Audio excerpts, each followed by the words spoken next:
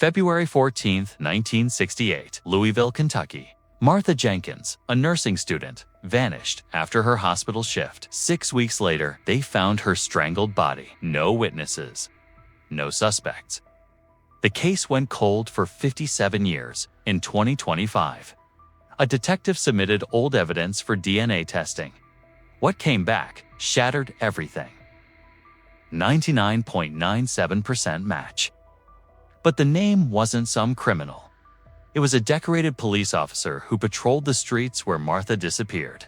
He wore a badge for 32 years, retired with honors while Martha's family drowned in unanswered questions. The killer thought time would protect him. He was wrong, because buried under Martha's fingernails was a message to the future. When that DNA spoke, 57 years of lies came crashing down.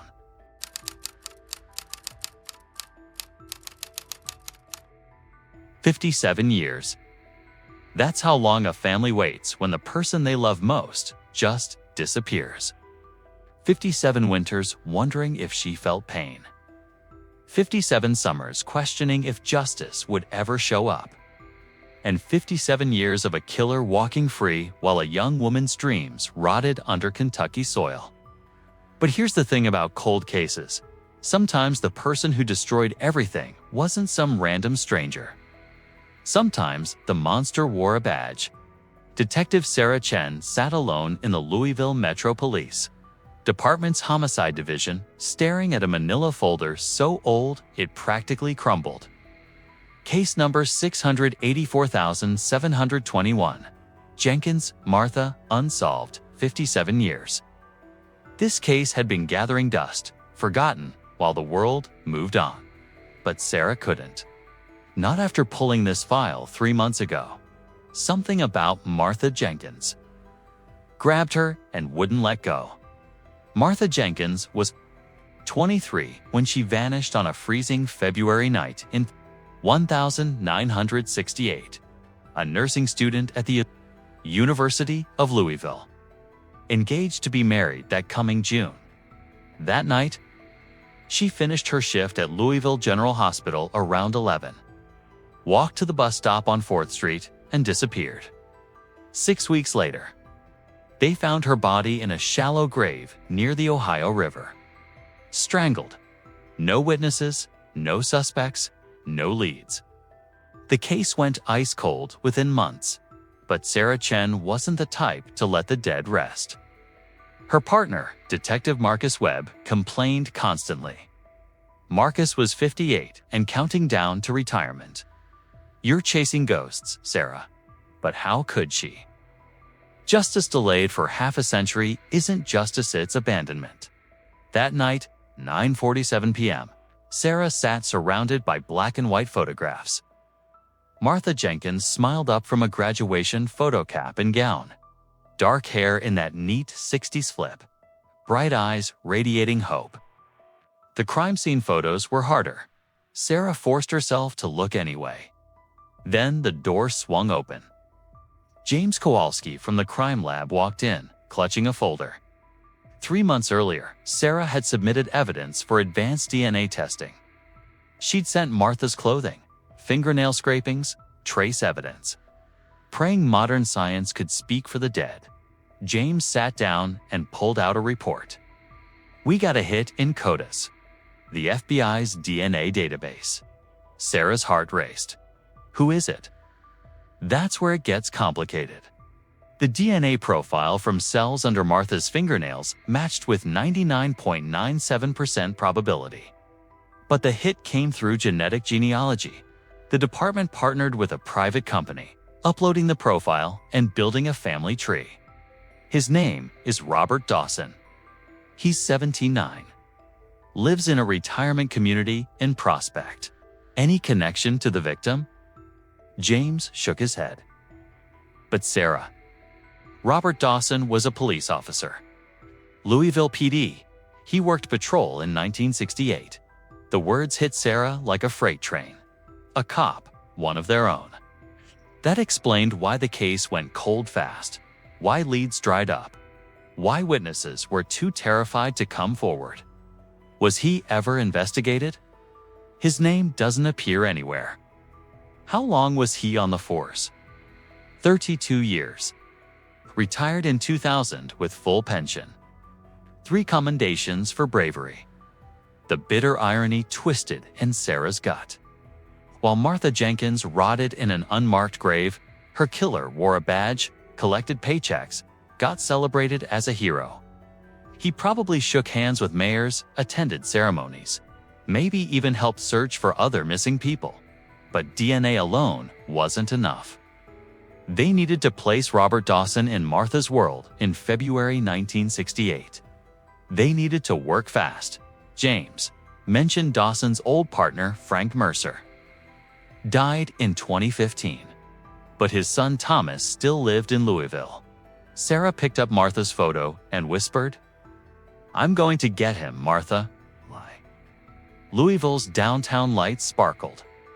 The city had transformed since 1968. Those industrial wastelands, now trendy neighborhoods. But some things never change. Evil doesn't have an expiration date, and neither does justice. Sarah's phone buzzed. "Marcus, go home, Chen," she texted back. "Not a ghost anymore. We have a name. 3 dots. Then, call me now." When Marcus answered, his voice was sharp. "What do you mean?" DNA came back. "We have our killer." "Who?" "Robert Dawson. Retired Louisville PD." Silence. Then, a low whistle. "Jesus Christ. 99.97% sure. Dawson's got friends. Powerful friends." Sarah's voice went cold. Then they should have caught him in 1968.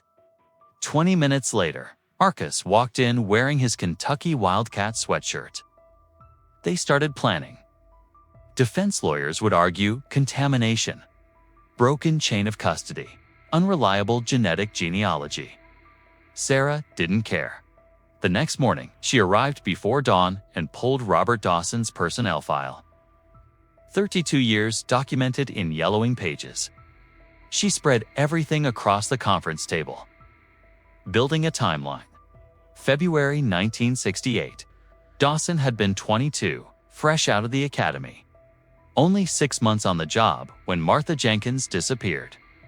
He'd worked night shift patrolling downtown where Martha was last seen, then Sarah found it. His duty log from February 14, 1968. The night Martha vanished. Dawson logged his shift as routine, but his partner, Frank Mercer, had added a notation. Dawson left vehicle approximately 11:15 p.m. 4th Street and Broadway. Responded to potential disturbance. Return 12:30 a.m. 4th Street and Broadway. 2 blocks from where Martha Jenkins was last seen. Sarah photographed the page and texted Marcus. He replied, "Holy hell. We need to talk to Mercer's son today." By 9 that morning, they were driving across Louisville. Thomas Mercer had agreed to meet them. A high school history teacher, well respected. When they arrived at his brick bungalow, Thomas answered before they could knock inside. Sarah explained they were investigating a cold case from 1968 involving his father's old partner. Robert Dawson Thomas's expression shifted. He walked to a bookshelf and pulled down an old photo album. 2 young police officers in uniform, arms around each other's shoulders. Frank Mercer and Robert Dawson, 1968. "My father and Bob were close," Thomas said slowly. "Partners for 3 years. Bob was even my godfather." Sarah's heart sank. But something happened, Thomas continued. "In 1971, they stopped speaking completely. I was just a kid, maybe 6. One day, Uncle Bob was at every family dinner. The next day, he was gone. My mother wouldn't talk about it. My father refused to explain."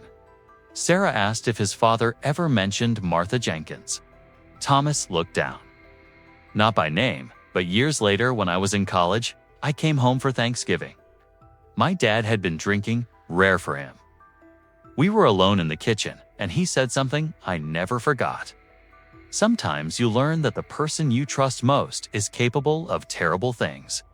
And when that happens, you have two choices: become complicit or walk away. I walked away, but I carried the weight of it for the rest of my life. Sarah and Marcus exchanged glances. "Mr. Mercer," Sarah said carefully, "we have evidence that places Robert Dawson at the scene where Martha Jenkins was last seen the night she disappeared. DNA evidence links him to her murder." Thomas's face went pale. Oh God, all these years I wondered. There was always this shadow over my father. He was a good cop, but something haunted him. Now I understand. Sarah's voice was steady. "Did your father keep any records from that time? Journals, notes, anything?" Thomas nodded slowly. "After he died, I packed up his things. There were boxes I never went through. Personal papers, old case files. They're in my attic. I couldn't look at them." "We'd like to see those boxes," Marcus said. An hour later, Sarah and Marcus sat in Thomas's attic, surrounded by dusty cardboard boxes that smelled like forgotten secrets. Thomas had given them permission but excused himself. Sarah opened the third box and found a leather-bound journal. Frank Mercer's handwriting filled the pages neat at first, then gradually deteriorating over the years. She flipped to February 1968. Her breath caught. "Marcus, look at this." She read aloud from February 15, 1968, the day after Martha disappeared. "Can't sleep. Keep seeing her face at the bus stop. Bob said she was just another junkie. Said we had to keep moving, but I saw her nurse's uniform. When I heard the call about a missing nursing student, my blood ran cold. Tried to talk to Bob, he got angry. Said I was imagining things, but I know what I saw. God help me. What do I do?" Sarah's hands shook. 2 days later. "Confronted Bob today. He denied everything, but I could see it in his eyes. The fear, the guilt. He grabbed my arm, told me that if I valued my career, my family, my life, I'd forget I ever saw anything. Said he had friends in high places who would destroy me. I'm a coward. God, forgive me." Page after page showed Frank Mercer falling apart. Drinking more, fighting with his wife, nightmares. Then March 1971. Told Bob I'm requesting a new partner. Can't look at him every day knowing what I know. The DNA is solid. Frank Mercer's journal provides corroboration. But you understand what you're walking into? Robert Dawson isn't just any defendant. He's connected. Former Louisville Metro PD, decorated veteran. His attorney will be expensive and aggressive. "We understand," Sarah said firmly. "I'll take this to Judge Morrison this afternoon. But be prepared. This case is going to be a media circus. A retired cop accused of a 57-year-old murder. Every news outlet will be covering this." "Let them," Marcus said. "Martha Jenkins deserves her day in court." The arrest warrant came through at 7 the next morning. Sarah held the document, feeling 57 years compressed into a single sheet of paper. Marcus drove while Sarah ran through the plan. They'd coordinated with a tactical unit standard, procedure for arresting a former officer. The retirement community in Prospect was upscale. Manicured lawns, brick buildings around a small lake. Sarah felt anger rise. Martha Jenkins never got golden years. She never got to retire, to travel, to grow old. Unit 17. Ground floor apartment with a patio. Sarah and Marcus approached while 4 uniformed officers positioned themselves at the perimeter. Sarah knocked. "Police, open up." Movement inside. The door opened. Sarah found herself face to face with Robert Dawson. He was 79 but carried himself like a much younger man. Tall, broad-shouldered, silver hair neatly combed. His eyes were sharp, calculating. There was no confusion on his face. He knew exactly why they were there. "Can I help you, officers?" "Robert Dawson." "That's right. I'm Detective Sarah Chen, Louisville Metro Police." "This is Detective Marcus Webb. We have a warrant for your arrest in connection with the murder of Martha Jenkins in February 1968. Something flickered across Dawson's face. Not shock. Something closer to resignation, maybe relief. "I see," he said quietly. For 57 years, he'd been waiting. Waiting for this knock. Waiting for science to catch up. Waiting for the past to finally drag him down. "Turn around and place your hands behind your back." Dawson complied without resistance. As Marcus put the handcuffs on, Sarah read him his Miranda rights. This was justice moving, slow but inevitable, as they walked Dawson to the patrol car. Neighbors watched from their windows and doorways. Some probably knew him as a friendly neighbor, a retired cop. They had no idea they'd been living next to a murderer. The booking process took hours. Fingerprints, photographs, paperwork. Through it all, Dawson remained calm, detached. He didn't ask for his lawyer. He didn't speak. He just stared straight ahead like he was somewhere else entirely. Later that afternoon, Sear drove to Patricia Hoffman's house. Martha's sister deserved to hear about the arrest from them, not the news. Patricia answered the door, took one look at Sarah's face, and knew. "You got him. We got him." Patricia invited them inside. The living room was filled with photographs of Martha's graduation pictures, family photos, snapshots of a life cut short. "I know this doesn't bring her back," Sarah said, "but we have strong evidence." DNA evidence. Robert Dawson's DNA was found on Martha's body. Patricia's face hardened. A police officer. "All these years, we trusted the police to find her killer, and one of their own did it." Frank Mercer, Dawson's partner, suspected what happened. Sarah continued. "He kept a journal. We found entries documenting his suspicions, his confrontation with Dawson. He knew, but he was afraid. So 2 men knew what happened to my sister, and both kept quiet," Patricia said bitterly. "One murdered her, the other protected him." Sarah couldn't argue. Patricia walked to the mantel, picking up a framed photograph. Martha in her nursing uniform, smiling. She was going to marry Timothy Brennan that June. Did you know he waited for her for 2 years? When they found her body, it broke him. He never married. Lived alone until he died in 2003. That monster destroyed his life too. Sarah's phone buzzed. Jennifer Walsh, Dawson's attorney, is Alan Brookshire, former federal prosecutor. "We're in for a fight." Marcus saw Sarah's expression. "What is it?" Dawson lawyered up with Alan Brookshire. Marcus whistled low. Brookshire was legendary. Expensive, brilliant, ruthless. He'd gotten people off who everyone thought were guilty as sin. "They're going to attack the DNA evidence," Marcus said. "Chain of custody, contamination, everything." "Let them try," Sarah said. "We've been meticulous. The evidence is solid." Over the next few weeks, the case dominated local news. Former Louisville police officer arrested in 1968 cold case murder. The story had everything a decades-old mystery.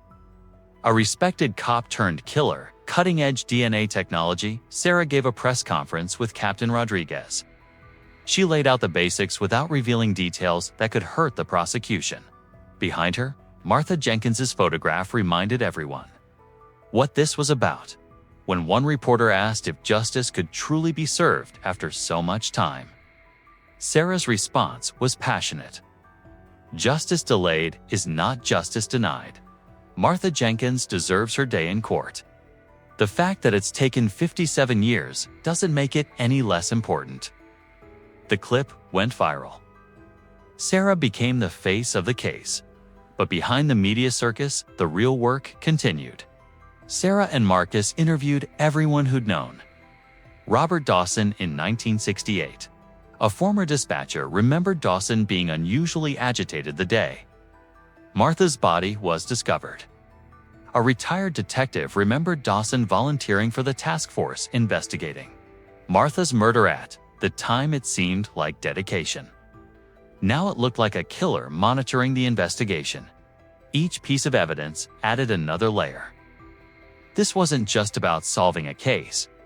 It was about giving voice to a woman silenced for 57 years. The preliminary hearing arrived on a crisp autumn morning. The courthouse was packed. Patricia sat in the front row, clutching her sister's photograph. Robert Dawson entered in a tailored suit, looking every bit the respectable retired officer. Alan Brookshire had secured him bail. Judge Catherine Reynolds presided, a nonsense jurist with 20 years on the bench. Jennifer Walsh presented the state's case. She laid out Martha's disappearance, the discovery of her body, the decades of investigation that went nowhere. Then the breakthrough. In 2024, Detective Sarah Chen reopened this cold case and submitted evidence for advanced DNA testing. DNA matched the defendant, Robert Dawson, with 99.97% probability. Brookshire stood immediately. Objection. The chain of custody for evidence collected in 1968 is questionable. Jennifer had anticipated this. We have documented chain of custody from 1968 through storage to testing in 2024. The evidence was properly preserved. She presented documentation, photographs, testimony. Meticulous. Brookshire shifted tactics. Even assuming the DNA is valid, it proves nothing about murder. My client was a police officer patrolling the area.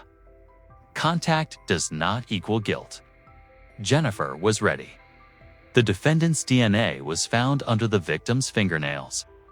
Defensive wounds indicate she fought her attacker. This was a violent struggle.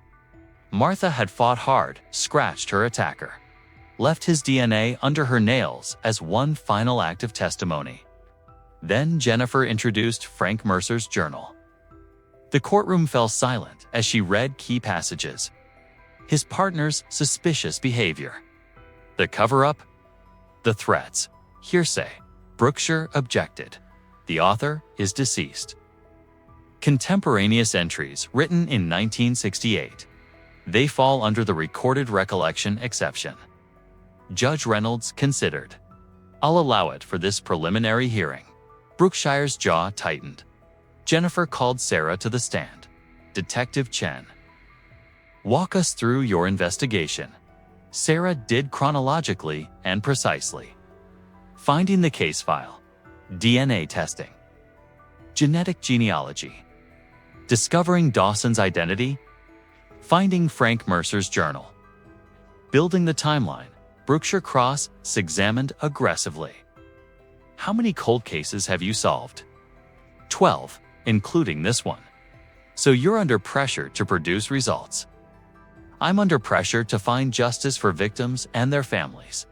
Isn't genetic genealogy controversial? It's a tool like any other. Used properly with warrants, it's entirely legal and effective. You had a conclusion and worked backwards. I followed the evidence. The DNA match was generated by objective science, not by my assumptions. After 2 hours, Judge Reynolds called a recess. Marcus met Sarah in the hallway. You did great.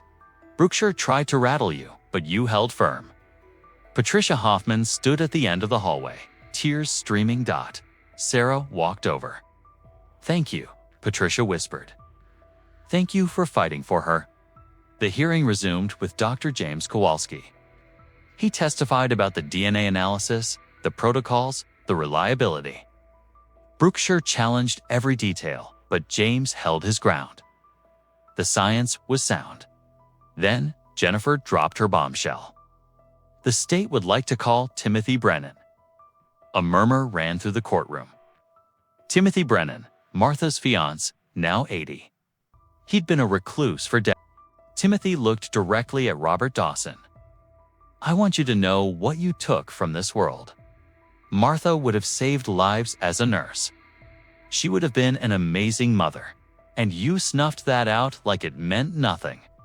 The courtroom was silent except for muffled crying. Brookshire stood. Mr. Brennan, I'm sorry for your loss. But emotion isn't evidence. No, I wasn't there, Timothy agreed. But I know what Martha's last day was like because she called me from the hospital before her shift ended. She was happy, excited about the wedding. She told me she loved me and she'd see me the next day. That was the last time I heard her voice. He paused. After her funeral, I tried to move on. Went back to law school, passed the bar, but I couldn't practice law. I spent the next 57 years in a kind of limbo. Neither living nor dead, just existing, waiting for this day, waiting for justice. When Timothy was wheeled out, there wasn't a dry eye. Judge Reynolds took a brief recess, then returned. Based on the evidence presented, I find probable cause to believe that the defendant, Robert Dawson, committed the murder of Martha Jenkins in February 1968. This case will proceed to trial. The gavel came down. Patricia sobbed in relief. Sarah felt Marcus grip her shoulder. Outside, Sarah gave a brief statement. Today was an important step toward justice for Martha Jenkins, but our work isn't finished. That night, Sarah's phone buzzed. Jennifer Walsh, trial date set for January 15th. 3.5 months to prepare. Are you ready? Sarah thought about Martha, about Timothy, about Frank Mercer's journal, about Patricia's tears. About 57 years of unanswered questions, she texted back, ready as I'll ever be. The winter of 2025 was brutal in Louisville. Sarah spent December and early January preparing for trial with Jennifer Walsh. What they found painted a disturbing picture. 3 women came forward with stories they'd never told anyone. A secretary at the police department said Dawson had cornered her in a stairwell in 1969. A bartender said Dawson had followed her home one night in 1970. A college student filed a complaint in 1972 that Dawson had pulled her over and propositioned her. None of the complaints had gone anywhere. The secretary was told she'd misunderstood. The bartender wasn't believed. The college student's complaint disappeared. The system protected him, Jennifer said grimly, over and over. On January 15th, opening statements began. The courtroom was packed beyond capacity. Jennifer Walsh stood before the jury. 12 men and women selected after 3 days of voir dire. Ladies and gentlemen, this case is about justice delayed but not denied. In February 1968, Martha Jenkins was a 23-year-old nursing student with her whole life ahead of her. On February 14th, Valentine's Day, she walked out of Louisville General Hospital and was never seen alive again. Jennifer walked them through the timeline. Martha at the bus stop. Dawson on patrol 2 blocks away. The headstone was simple but elegant. The inscription read, Martha Elizabeth Jenkins, 1945到1968, beloved daughter, sister, fiancée. Your voice was finally heard. Sarah placed the flowers at the base of the stone. She came here every few months. Maybe it was to remind herself why the work mattered.